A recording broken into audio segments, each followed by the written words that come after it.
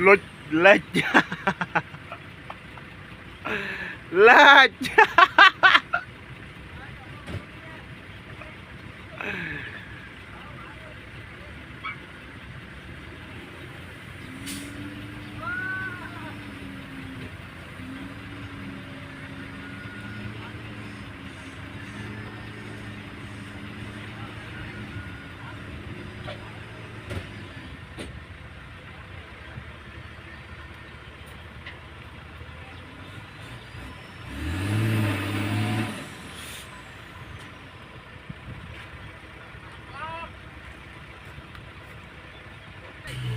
đã mình mơ phơi rồi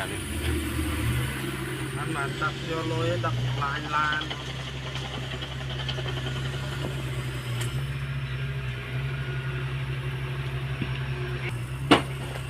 mình nhớ nó nổi đây ao đi thôi mà ba lên đây đã ba chạm nó đã không chứ